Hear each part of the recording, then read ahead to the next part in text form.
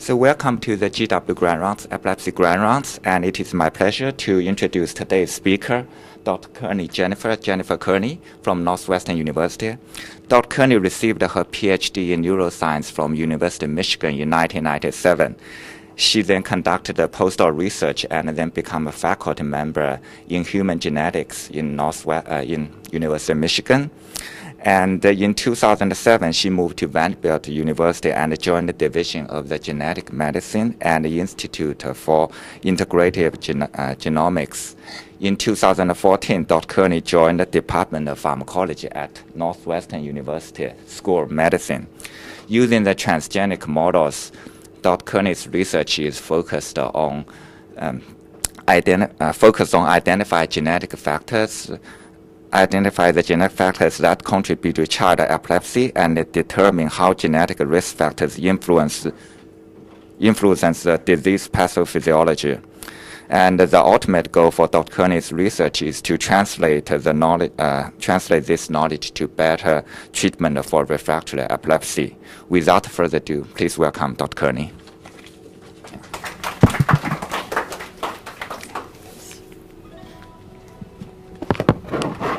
Thank you for that introduction, and it's my pleasure to be here and tell you a little bit about our research today. Hit some slides that you guys will all recognize. Zoom through those. Here are my disclosures and learning objectives for today. So really, I just want you to walk away with 3 points. So I'm going to tell you a few stories over the next 50 minutes or so, and then all you need to do is learn these 3 points and we're good. So we're going to start at the beginning with a little bit of background. So as you all know, epilepsy is a common disorder that affects about 1% of the population, and it's estimated that 1 in 26 individuals will develop epilepsy during their lifetime.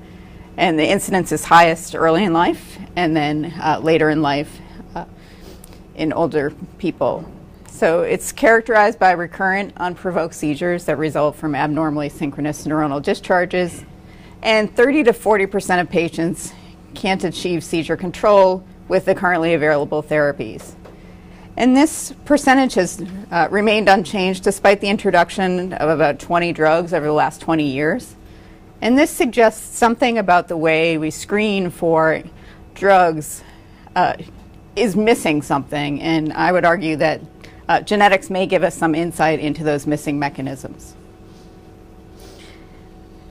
So genetics is responsible for about 2/3 of epilepsy. The remaining 1/3, there's a known underlying cause. The genetic basis can range from single gene, monogenic epilepsies, to epilepsy with complex inheritance. And we've made a lot of progress in these single gene epilepsies, but we've made really very little progress understanding the genetics underlying complex inheritance. And you can maybe understand this a little bit if you look at allele frequency versus effect size. So these rare epilepsies are over here in this quadrant where they're very rare in the population, but the effect size is quite large. So this is really the low-hanging fruit.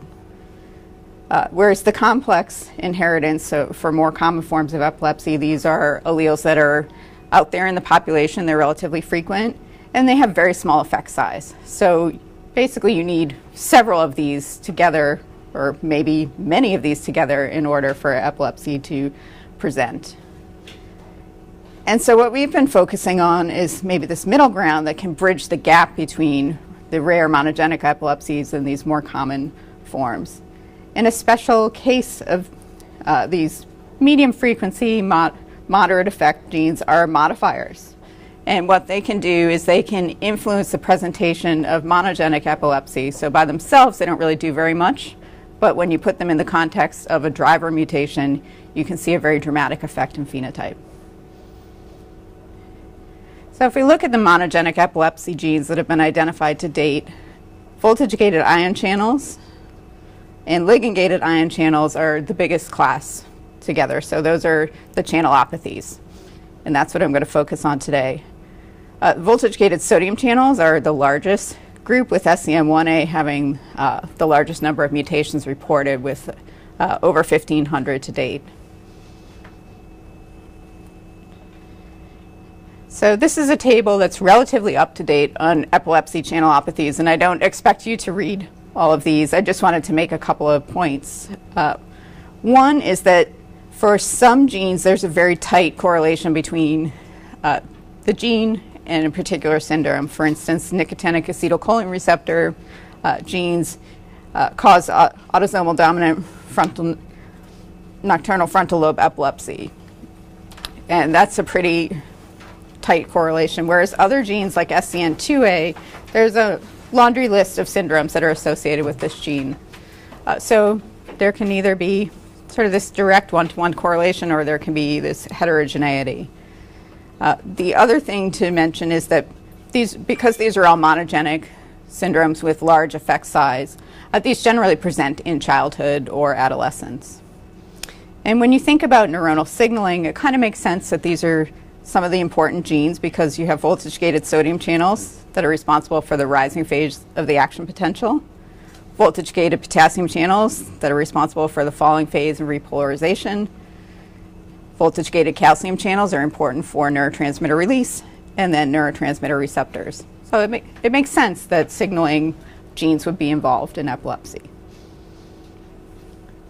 So this is an overview of the approach that we take in my lab to study epilepsy channelopathies. So we always start with humans and the genes that are associated with epilepsy in humans, and then we do some both in silico and in vitro studies to look at functional effects of mutations. And then we also make mouse models. And then we look for modifier genes that I had mentioned earlier. And then we always want to make that link back to humans, because we're not trying to cure epilepsy in mice, we're trying to affect human patients. So I'm going to tell you a couple of stories today that show you sort of different parts of this cycle. So there's one story that's over more in this modifier side, and then another story where we've made the link back to humans and some in silico and in vitro studies. So the first one will focus on SCN1A. So as I mentioned, SCN1A is the most commonly mutated gene to date, and there are over 1,500 mutations. I've stopped updating this slide because it was getting too busy, but I think it makes the point that both missense and truncation mutations in SCN1A can cause monogenic epilepsy. In addition to monogenic epilepsy, SCN1A is really one of the only solid GWAS hits for more common forms of epilepsy. So even though we're going to focus on monogenic epilepsy, this does have implications for more common forms of epilepsy as well. And if you look up here, the monogenics, you can see the most common color is red, and those are associated with Dravet syndrome. So you see, again, both missense and quite a lot of truncation mutations. So Dravet syndrome is a rare epileptic encephalopathy. It's about 1 in 20,000 individuals. And this begins with febrile seizures in the first year of life. These are usually prolonged hemiclonic seizures. And then it evolves to include other afebrile seizure types, including myoclonic, atypical absence, and other seizures as well. These kids generally show poor response to treatment. Many sodium channel blockers in fact, will make things worse instead of better. And kids generally follow a normal developmental trajectory till about 2 years of age, and then you see delays and sometimes regression, and these are in motor, cognitive, and language domains. The mortality rate is quite high, so it's estimated to be 15 to 20% by age 20. And this is attributed to prolonged seizures, accidents, and SUDEP. And over 80% of patients that have a diagnosis of Dravet syndrome when they undergo genetic testing will have a de novo mutation in SCN1A. So that's a pretty tight correlation between a particular clinical diagnosis and a gene mutation. We're going to focus on the seizures and the epilepsy today, but this is a word cloud that was created by the Dravet Syndrome Foundation, which is a family group. And seizures are definitely here, but this is the concern of families, which encompasses many more things than just seizures. So that's always something to keep in the back of our minds. So although there is this tight association between the clinical diagnosis and SCN1A mutations, it doesn't mean that it's a very straightforward situation. You do also see variability. There are rare families that have inherited SCN1A mutations, like this one shown here. So this is the mutation here that's in the family, and the proband had Dravet syndrome. But then these other family members that had the same mutation have a range of different epilepsy types, starting with febrile seizures plus, so pretty benign, moving through a multitude of febrile seizures plus with other seizure types. And there are also some unaffected carriers. So this tells us that something else is contributing to the final expression of the phenotype. And generally in monogenic disorders, the phenotypes are driven by the primary mutation, so that's the driver mutation, but they're also influenced by the individual's genomic background and also the environment, and this would include also any treatments. So in my lab, we're particularly interested in the genetic modifiers that lie here at this intersection between the primary mutation and the genomic background. This is hard to study in people because you can't control the environment, and basically anything that occurs in the environment is out of our control. So we've turned to mouse models where we can neutralize this piece of the pie here and focus on these genetic interactions. Oops. So we take advantage of the fact that mouse strains are inbred. So strains have been separated for about 100 years, and there are hundreds of strains available. And what this means is that each inbred strain has its own unique characteristics. And this is shown here with coat color, but it also includes susceptibility to many diseases, including epilepsy. And the other important thing is that mice of a particular inbred strain are all genetically identical. So basically you have this large cohort of identical twins that makes it really easy to do genetics. So what we do is we take a mutant mouse and we'll just cross it with different inbred strains and look at the effect on the phenotype. Sometimes it can make it worse, sometimes it makes it better, sometimes it doesn't do anything, but we can use this to then go and use classical genetic techniques to isolate the modifier genes.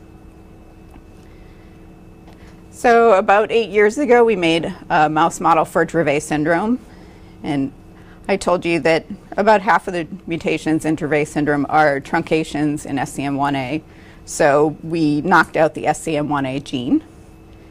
And the heterozygous knockout mice, they have about 50% of SCN1A protein, and they also have spontaneous seizures, sudden death, as well as cognitive and behavioral deficits. And then I'm going to show you a quick video of a seizure in mice, if I can point to it. Maybe, there we go. So you can see it's very easy to see. It's not playing very well. Let's see if we can do it again. Nope.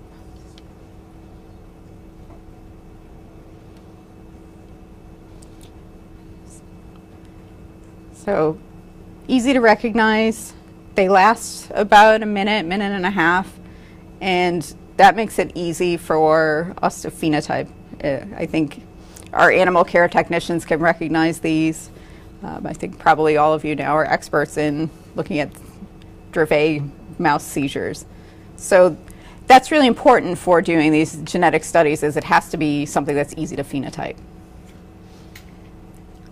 So as you probably guessed, we see strain-dependent phenotype variability. So when we made the mice, they were on a 129 strain, and they actually don't have any overt phenotype on this strain. They don't have seizures, they don't have early death. Then we crossed them with C57 black 6. And in the F1 offspring, you have for each of their chromosome pairs, they have one from 129, one from black 6, so they're all heterozygous throughout the genome. And in this case, they have spontaneous seizures and a reduced lifespan. So Allison Miller in the lab looked at over 500 hours of video EEG monitoring of the mice, and she only saw seizures in the knockout mice that were on the F1 strain. She never saw any in the knockout mice that were on the 129 strain, nor in any of the wild type animals. And when she looked at survival, the knockout mice on the 129 strain have relatively normal survival, whereas the knockout mice on the F1 strain have reduced survival with only 20–25% surviving to 14 weeks of age. You can also see these strain-dependent effects if you look at the level of individual neurons. So these are recordings that were done by Mystery, who is a medical student in Al George's lab. And what he did was he isolated GABAergic interneurons from the hippocampus of the mice at postnatal day 21 to 24. So this is just after seizure onset in these animals. And what he found is that there's reduced sodium current density. So the black is the wild type littermates, and the red is the F1 knockout mice. So reduced sodium current density in the GABAergic interneurons in the mice from the affected strain. But when he looked at the protected strain, there's no difference in sodium current density between the knockout and the wild type. So for a geneticist, this immediately raises the question of what are the responsible modifier genes? How is the 129 strain basically curing these mice? And so Allison, Nicole, Clint, and Jay did a large genetic mapping study. They phenotyped 450 SEM1A knockout mice and identified modifiers on chromosomes 5, 7, 8, and 11. When they did this, these are actually quite large intervals, so the next step is to do fine mapping. And to do this, we basically make specialized strains that carry a little piece of chromosome 5 from 129, and then the rest of their genome is black 6. And we cross them with our 129 knockout mice, and you get offspring where in that region of interest they're either homozygous 129 or they're F1 controls. And so Allison and Nicole made a series of these mice that tiled across mouse chromosome 5, and then you look for the smallest interval that can convey the protective phenotype. So this is survival here. So the F1 is the black line here. So you see they have pretty poor survival. And the orange portion gives you improved survival. And this is this little piece in the middle of chromosome 5. So it's about a 9 megabase region, which is about 100 genes. So then we combined that information with Nicole Hawkins' RNA-seq analysis, and then just focus down on that critical interval, and we look for expression differences and coding sequence differences. So there are actually only 3 genes that had expression differences between the strains, and then 4 genes that had coding sequence differences. Those are all predicted to be benign, so we went back to the expression differences, and one jumped out at us immediately, which is GABA-A2, which is a subunit of the GABA-A receptor. So it was about a 3-fold difference by RNA-seq. We verified this using an independent method. This is digital droplet RT-PCR done by our other Nicole. And what she saw was that the 129 strain had about a 3-fold elevation of GABA-A2 transcript compared to the black 6 mice. And the F1s are sitting here in between. And this is an intrinsic strain difference. So these are wild type black 6 and 129 mice. So it's something that isn't noticeable until you actually put them in a sensitized situation. We also see the same difference at the protein level. Again, it's about a 3-fold difference between the 129 and the black 6 mice. And then Nicole and Lindsay did a pharmacological manipulation to try to gather additional evidence. And for this, they use a hyperthermia-induced seizure test. So what we do is we put the mice in this container, and we elevate their body temperature slowly, about a half a degree every 2 minutes. And this is akin to seizures that are seen in Dravet syndrome, that are induced by either a hot bath or going outside on a hot day like today. And so what we did was this test, and then used clobazam, which is a GABA-A positive allosteric modulator that has enhanced selectivity for alpha-2 over other alpha subunits. So what I'm showing you here is the percent protected from these hyperthermia-induced seizures. So the vehicle animals, all of them have seizures, so they're 0% protection. And we see dose-dependent protection with clobazam achieving complete protection at this highest dose, although this is arguably kind of above the therapeutic range because we're seeing sedation at this dose.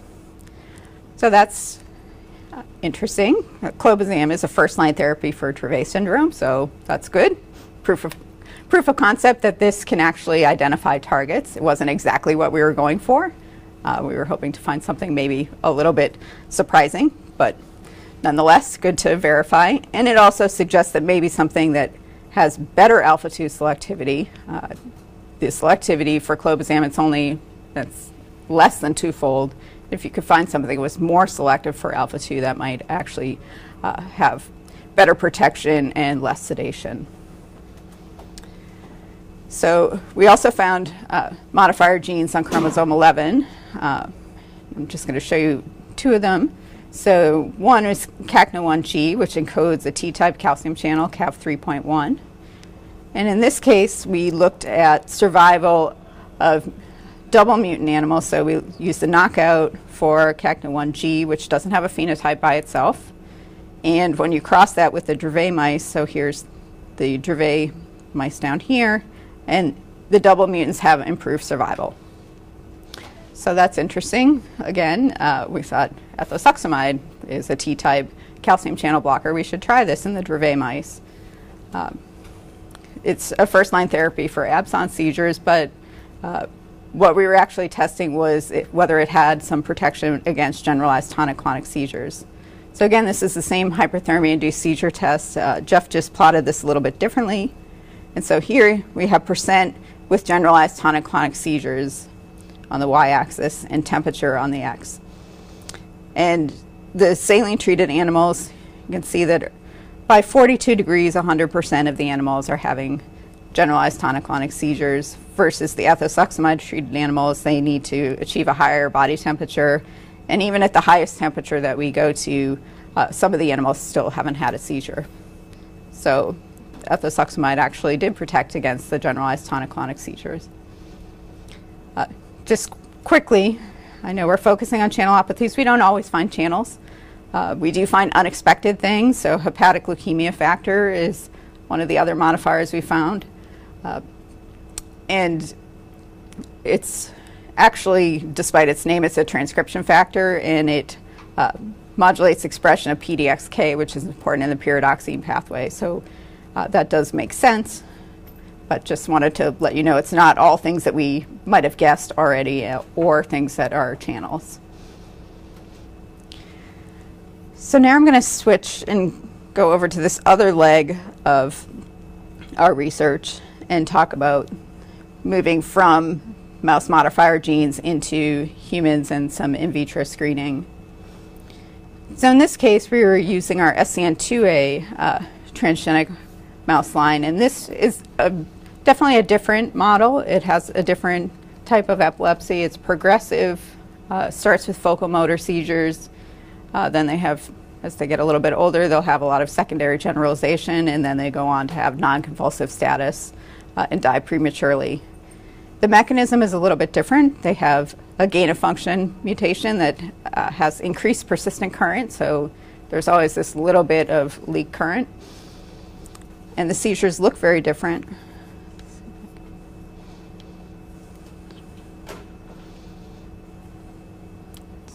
Play. So they're very brief, and they're very stereotyped.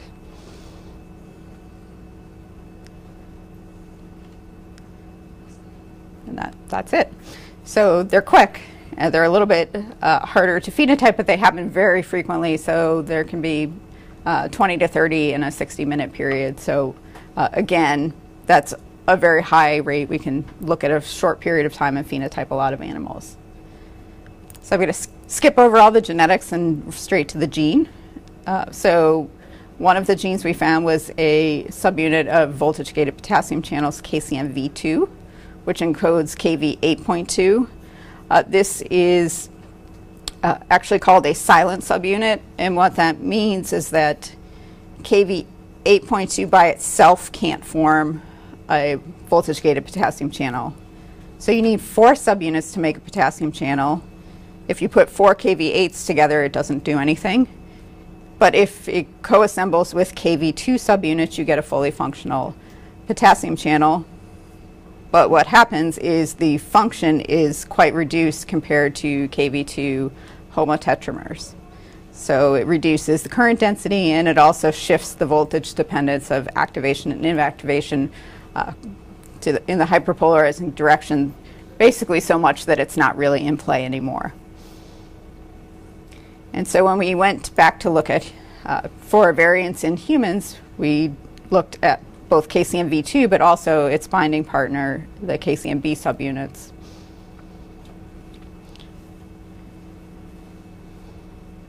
Oops. So we did not find any in KCNV2, but we did in fact find some in KCNB1, and we reported the first 3 de novo variants in this gene in 2014. And the clinical phenotype included epileptic encephalopathy, global developmental delay, hypotonia, and some neurobehavioral issues that include hyperactivity and impulsivity, as well as some other issues. All 3 were in residues that have extremely strong evolutionary conservation, so that was encouraging. They were conserved down to either nematode or down to the bacterial ancestral channel. So that's a very strong hint that these are important. And also when we look at where they were located in the crystal structure, 2 are right in the pore region here, right where the potassium goes through the channel, and then another one was right where the voltage sensor, which are these parts that are sticking out to the side here, interacts with the pore to tell it to open. So we decided we wanted to find more variants in this gene and characterize a whole bunch of them to see what the landscape of dysfunction was. So we designed a study, and it's been going since 2015. There are 3 routes of entry. We have physician-initiated enrollment, and that comes from basically whenever there is a positive test from to the genetic testing companies, a letter goes out and says this study is happening. If you want to participate, contact the Kearney lab. There's also a family-initiated enrollment through the Epilepsy Channelopathies study that's coordinated by John Millichap at Lurie Children's Hospital. And then we're always poring over the literature and databases looking for additional variants. So once they come in, we first do informatics and just adjudicate the variants for ourselves. Do we think that they are potentially pathogenic? And do we want to go ahead with testing them? Then we do in vitro functional testing using electrophysiology. We also look at protein trafficking. We do some compound testing, although I'm not going to talk about that. And then we also do some animal modeling. And then the goal is that we could take this information and feed that back to the clinic, say, for this type of dysfunction, this kind of therapy might be a good choice. This part obviously is the hardest one, and it's the one that isn't actually in play yet, but we're trying to get there. So I'm just going to run through some of these steps. So first we do informatics, and this is similar to what clinical geneticists do, but we want to do it again just to make sure that we agree. So we look at in silico prediction of the variant effect and evolutionary conservation. We also look in exome databases for absence of the variant using EXACT and NOMAD, which are large exome databases that have excluded severe pediatric disease. So this serves as a control population. And then we can also look at the localization in the protein, both in the 2D or 3D structure. So this is an example of the variant effect prediction. So we look at a number of different prediction tools and look for concordance between multiple tools. Some give you very obvious outputs, deleterious or damaging. Others give you numbers that once you know what to make of them are relatively easy to interpret. Evolutionary conservation, again, a lot of these variants are conserved down through C-squirt, nematodes, or all the way down through the bacterial ancestral channel. So that's good evidence. We also go to the Nomad browser and look for absence of the variant, or occasionally there are some that have extremely rare, it might be seen in 1 or 2 individuals in this database, and that we'd still go ahead. Occasionally I pick things that are common from this database and throw it into the pipeline just to keep people on their toes. We can also look at where the mutations are located. This is the 2D topology map. So the voltage-gated potassium channels, the first 4 transmembrane segments form the voltage sensor, which are these parts out here at the edges. And the transmembrane segments 5 and 6 in this reentrant loop where the potassium actually contacts. So most of the variants that we found are in the business parts of the protein. And there are a few out here in the proximal C-terminus, most of which are truncations. And again, if you look in the 3D structure, here's the membrane here. Almost all of the variants are sitting here in these transmembrane segments. So because we wanted to look at a lot of variants and we wanted to try to do this relatively rapidly, so it could be something that someday would be relevant to, or at least analogous to doing a clinical test. So we are using electrophysiology for this, and in a high throughput fashion. So we express the control or the variant channel in cells, in this case it's CHO-K1 cells, which don't have a lot of endogenous potassium current. And then we just measure the potassium movement through the channels in response to changes in voltage. We're fortunate that at Northwestern we have this instrument here, which is SynchroPatch 768. And what this is it's an automated patch clamp rig. And it can perform electrophysiological recordings on 768 cells in parallel. So that's a lot. What we can do is we can characterize a lot of variants quickly. So something that might take somebody in the lab doing it manually, 2 to 3 weeks, we can do in about 30 minutes. And we can do multiple variants at the same time, not just one. And so Sam Kang is the person in my lab who's been doing most of this work, and then he's assisted by Carlos Vinoy, who is in Al George's lab and who is running, it's not a core necessarily, but he's the master of this instrument. And it gives you an output screen that looks like this, and these are representative traces, and they look like delayed rectifier potassium current, as they should. So I'm just going to show you examples of what we look for and what we see. One of the first questions is, does the channel exhibit appropriate voltage sensitivity? It's a voltage-gated channel. It should. And so these are representative traces here, and then at the bottom is voltage dependence of activation. So the black lines are the wild type, and the colors are the variants, and you can see that these 3 variants show a hyperpolarizing shift in the voltage dependence. So this means that they open too early. 2 of the variants also, as you can see from the representative traces and from the IV plots, show enhanced potassium conductance compared to wild type. So that's a gain of function. Another question is, does the channel conduct potassium ions at all? Quite a few of them don't really show any potassium conductance.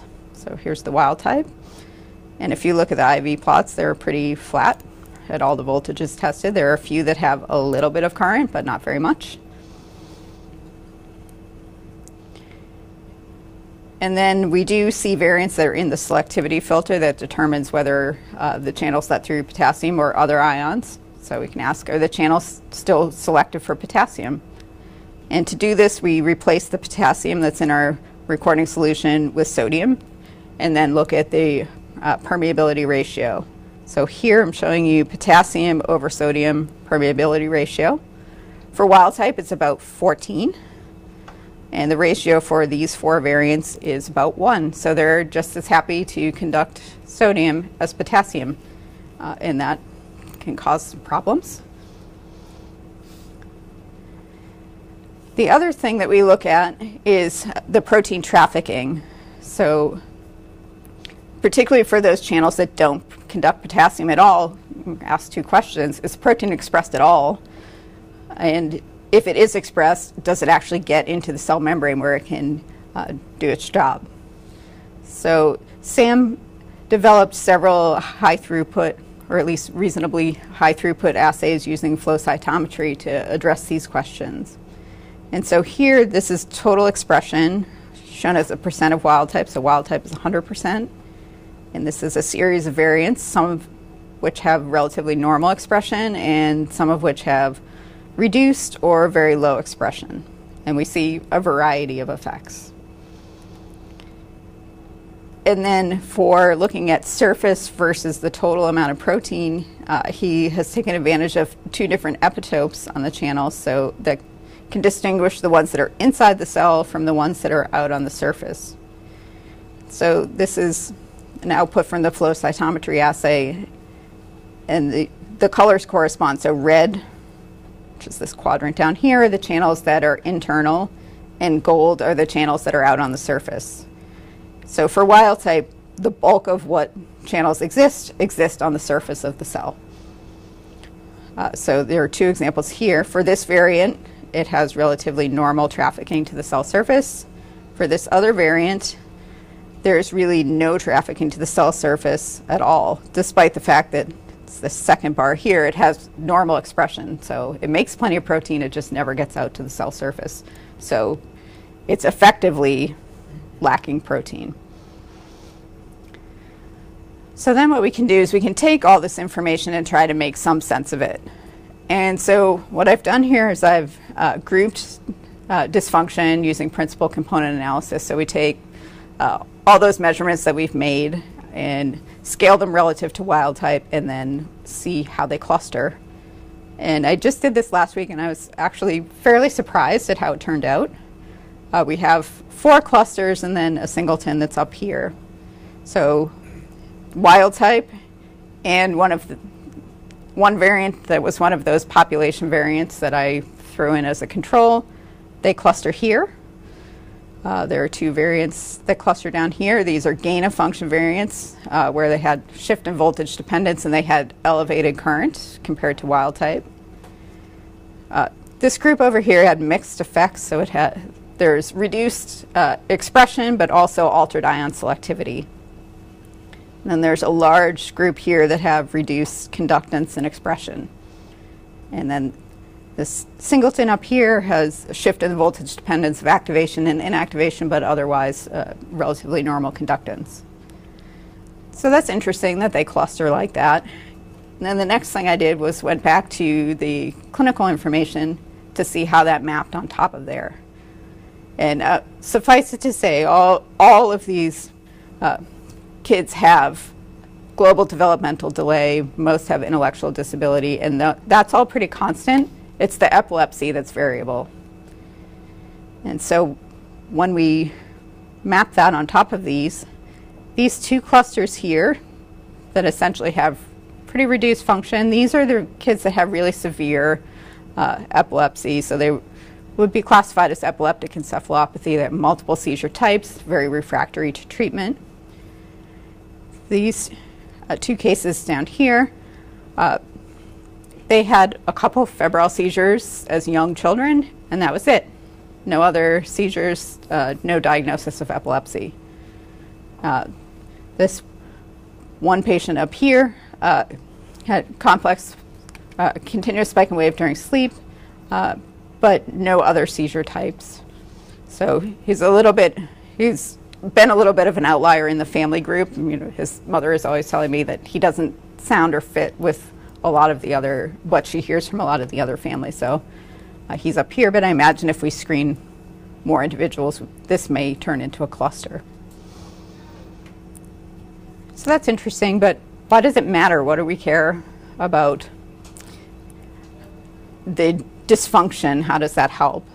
And I think if you go to cystic fibrosis and think about that as a model, really nailing down how CFTR is broken, so what is the dysfunction that causes cystic fibrosis in a particular individual, they've really targeted therapies to those particular dysfunctional classes.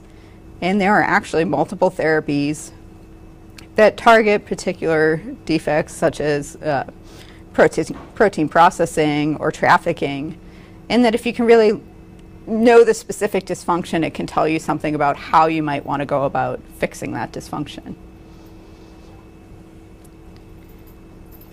Then, because we do a lot of mouse work, we of course made a mouse model. We chose to do this was actually the first mutation that we identified, so this was the first mouse that we made, but it's also an interesting dysfunction. It's one of those that has loss of conductance, but also altered ion selectivity. So these animals do have spontaneous seizures. They also have abnormal background EEG, and we're working to characterize that in more detail. Sunita Misra is looking at that, because that's not something that people look at much in rodent EEG, but for patients, that's actually more notable than sometimes than the seizures themselves. The animals also have very profound hyperactivity, and this is something that we hear a lot from families, that kids are extremely hyperactive, so this is interesting as well. I can show you, I do have a video of a seizure. These are actually fairly subtle. They're a little bit harder to phenotype, because if you're not looking at them from the right angle, it's hard to tell whether they're actually, it looks a lot like grooming, although in this case it wasn't, because it actually does go on to generalize tonic-clonic seizure. I'm not going to play the whole thing because it's really long, but it's a lot harder to phenotype, so we haven't done a lot of high volume phenotyping of these seizures yet. We've focused more on EEG in this case. But this will be a nice platform to test potential therapies, and then we can make other mouse models that have the other types of dysfunctions and have a representative for each cluster.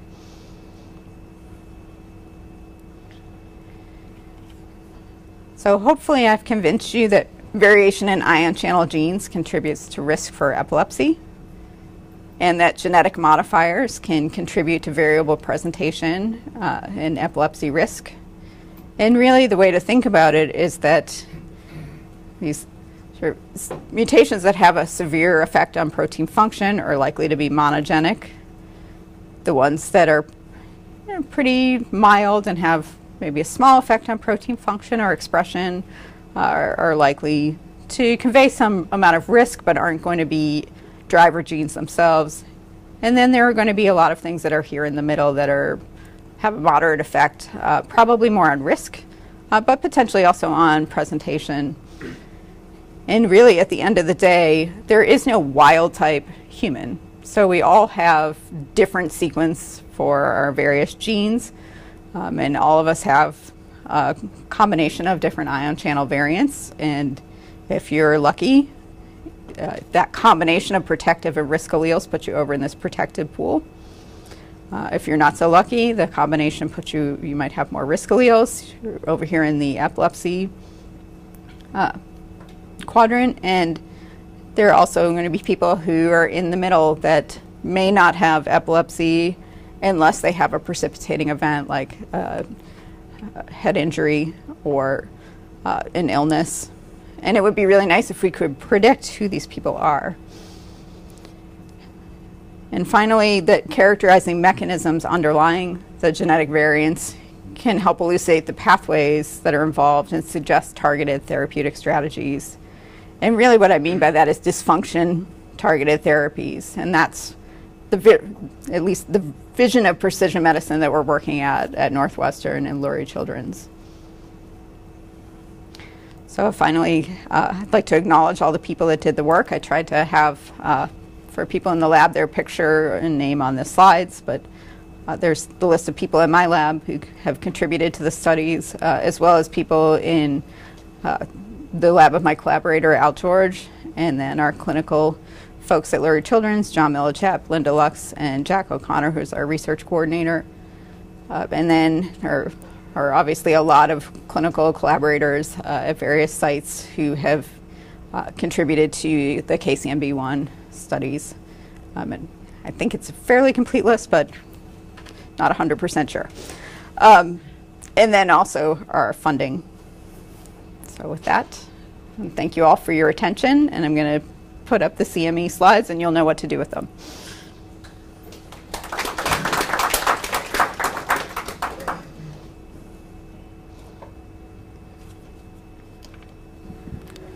Thank you for the talk. Yeah, I actually have a question about the Dravet. And so I saw their slides like with SCNA with different genomic background. You have the different, like the other proteins, including calcium and GABA receptor, all those different mutations. Actually, it's very interesting because we know that SCNA, those mutations, sometimes the patients, they have the same mutation, but they have very different phenotype, including some mild febrile seizure and very bad Dravet. And even the bad Dravet, they can have different seizure types, including generalized focal, or some people do way worse than the others. Right. So how do you think about these thoughts? Like some people who doing worse, maybe they have, because of, we just find it's SCNA, but maybe they have some more, which we maybe in the road. Yeah, and that's really, it's tricky in a rare disease to start looking at the other genes, because basically you need power to do the statistics and be convincing. But at the same time, you all know that there are variations. And it's also hard to sort out, is it because of environment? You know, who do they see after their first seizure, and how are they treated at that point? Because that can really change the direction. So there has been a group that has tried to do this in patients, and they found a few things that were modestly significant, but weren't particularly, the evidence wasn't particularly strong. So I think until you can have a large enough patient population, that's hard to do in humans. But I think there are potentially other approaches that could use iPSC-derived neurons from patients and maybe try to look at the modifier effects in a slightly more controlled environment, and that might be another way to get additional evidence. Yeah, I find it interesting you use the clobazam and those medications, because we use them clinically all the time, and some people, for example, the Dravet, some people they may respond, and some people they don't respond at all. So I'm just wondering. So yeah. Exactly, and I think it's all, clobazam also has, you know, it's a prodrug, or clobazam itself probably has some effects, but it's the metabolite that's really doing most of the work, and there are also potential differences in the metabolism.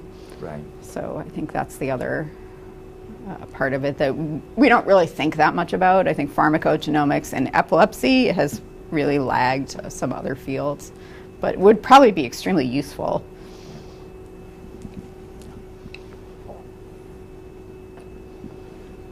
Any other questions? I have a question about so you have the knockout mice model for the Dravet, and then what's the 129 knockout? So 129 is just, that's the strain that it's on. So Okay. yeah, so if you can think about inbred mice, they're like dogs. So there are lots of different, I mean, they're not really breeds, but there are lots of different inbred strains that, you know, they're bigger, smaller, different colors, different disease susceptibility. Some will develop diabetes, others are very resistant. Some are very resistant to epilepsy, others aren't. So that's just one of those particular strains, and it's one that's used very commonly for, or was used very commonly for making knock-in and knockout mice by homologous recombination. So, okay. And then you'll cross that 129 with the inbred strain that's protective. Right. Okay. Yep. And so that's, in that particular strain, so Black 6 is probably the most commonly used inbred strain in the world. They're very resistant to seizures in general, either in genetic models or any kind of proconvulsant stimulus. But Dravet seemed to be kind of the exception, where Black 6 is actually brings out the phenotype. So that tells us that there's probably something a little bit special, and probably a lot of the proconvulsant stimuli are driving excitatory pathways, whereas the Dravet, it's sort of lack of inhibition, which sounds similar, but is a little bit different in terms of what might actually be important for driving it. And then 129 has the knockout, but it doesn't have the phenotype with it. Right. Okay. It's totally protected. Thank you. Sure. Thank you. Thanks.